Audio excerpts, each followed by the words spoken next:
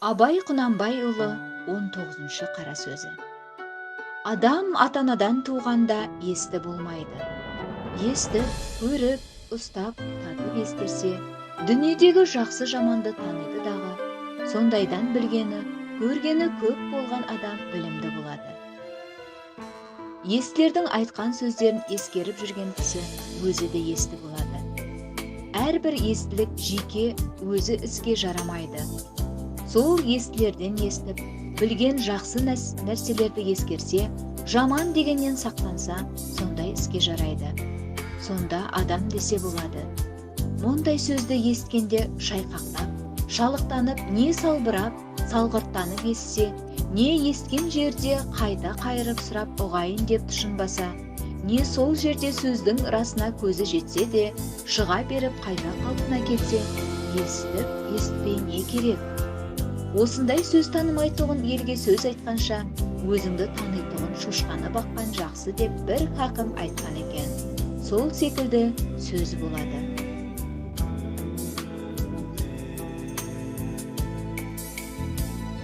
Абай Құнанбайұлы, пайда ойлама, ар ойлам. Пайда ойлама, ар ойлам. Талап қыл артық білігем, артық ғылым кітаптан. Ерінбей оқып көрегем. Ені қызмет істеме, оқыла киім киюгем. Бос мақтанға салынып, бекер көкірек керегем. Қызмет қылма оязған, жанбай жұтып түсінігем. Қалай сабыр қаласын, жазылсыз күнде сүнігем. Абай Құнанбай, ұлы, құс, сүр бұлт түсі соққаптайды аспан. Қоз болырдым кыл тұмай жүрді басқан. Білмеймін, тойғанама, тонғанама, жылқылына биік қашқантай жарысқан. Жасыл шоқ, бешек жоқ бұрымдығай. Жастар күлмес жүгіреміз балашылай. Қаршы шал кемпірдей түсі кетіп, жапырағынан айырған ағаш қурай. Біреу малма сапсиды салып иін, салбырымқы тарыпты жыртып киім. Енесе ертіп шудай жұбын, жас қатырындар жыртылған жамайды үйін. Қастырна қатырланып қайтса бермен, астында ақ шомшы жүр ол бір керуен. Қай алды көрсен де жабырыңқы, құлқылын көрінбейді сейіл сүрен. Баев ұлы, жасымда халым бар, деп ескермедім. Жасымда халым бар, деп ескермедім. Пайдасын көре тұру, тек скерімдім. Ежетке сон түспеді, бұл асыма. Қолымды мезгіленен кеш сермедім. Бұл нақырым қалымға кім жазығы. Қалымды дөп сермесен өстермедім. Адамның бір қазыға бала деген. Баланы құтыды жек көрмедім. Балымды медресеге бұл деп бірдім. Қызмет қалсын шен алсын деп бірдім. Өземде басқа шоуып түске үрлідім. Казака қара күзіске деп бірдім. Абай Құнанбайұлы, айттым сәлем қаламқас. Айттым сәлем қаламқас, саған құрбан мал мен бас. Сағынғаннан сені ойлап, келер көзге ыстық жас. Сенен артық жан тумас, туса туар ар тумас. Бір өзінен басқаға ынтықтығым айтылмас. Асыл адам айнымас, бір бетінен қайрылмас. Көрмесем де көрсем де, көңілім сенен айрылмас. Абай Құнанбайұлы, 31 қара сөзі. Естіген нәрсені ұмытпастыққа түрлі себеп бар. Әуелі көкірегі байлаулы берік болмақ керек. Екінші, сол нәрсені естігенде, не көргенде ғибратлану керек. Көңілденіп тұшынып, ынтамен ұғу керек. Үшінші, сол нәрсені ішінен бірнеше уақыт қайтарып, ойланып, көңілде бекіту керек. Төртінші, ой кеселі нәрселерден қашып болу керек. Ой кеселді, ойымсыз, салғатты, ойыншы, күлкішілік, я бір қайғыға салыну, я бір нәрсеге құмарлық секілді, құмарлық пайда болу секілді. Бұл төрт нәрсе гүлі ақыл мен ғылымды тоздыратығын нәрселер. Құнанбай ұлы, қан сонарда бір күтші шығады аңға. Тастан түркі табылар аңдығанға. Жақсы атпен тату жолдас бір ғанибет. Ыңғайлы құшан киім аңшы адамға. Салаң етіп жолықса қайтқан ізі. Сағадан сымпын қағып іш шалғанда. Бір күтші тау басында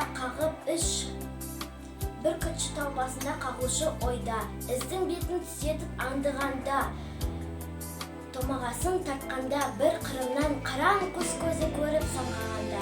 Төмен ұшсам түркі өрлеп құтылар деп, қанды көз қарқан қағып шықса аспанға. Көре тұра қалады қашқан түлкі, құтылмасын білген соң қор қашқанға. Аузын ашып қоқақтап тісін қайрап. Бұл жасқа келгенше жақсы өткіздік пе? Жаман өткіздік пе? Әйтеуір бір талай өмірімізді өткіздік. Алыстық, жылыстық, айтыстық, тартыстық. Әурешілікті көре келдік. Енді жер ортасы жасқа келдік, қажыдық, жалықтық. Қылып жүрген ісіміздің баянсызын байлаусызын көрдік. Бәрі қоршылық екенін білдік. Ал енді қалған өмірімізді қайтып, не қылып өткіземіз? Соны таба алмай, өзім де қайрамын. Ел бағу? Жоқ, елге бағым жоқ. Бағусыз дертке ұшырайын деген кісі бақпаса, не албыртқан көңілі басылмаған жастар бағамын демесе, бізді Құдай сақтасын. Мал бағу? Жоқ, баға алмайым. Балалар өздеріне керегінше өздері бағар. Енді қартайғанда қызығын өзің түгел көре алмайтұғын, ұры залым тілемсектердің азығын бағып берем деп, қалған аз ғана өмірімді қорғылар жайым жоқ. Ғылым бағу? Жоқ. Ғылым бағарға да ғылым сөзін сөйлесер адам жоқ. Білгеніңді кімге үйретерсің? Білмегеніңді кімнен сұрарсың? Елсіз күнсізде кездемені жайып салып, қолына кезін алып отырғаның не пайдасы бар? Мұңдасып, жер тарқатысар кісі болмаған соң, ғылым өзі бір тез қартайтатығын күйек.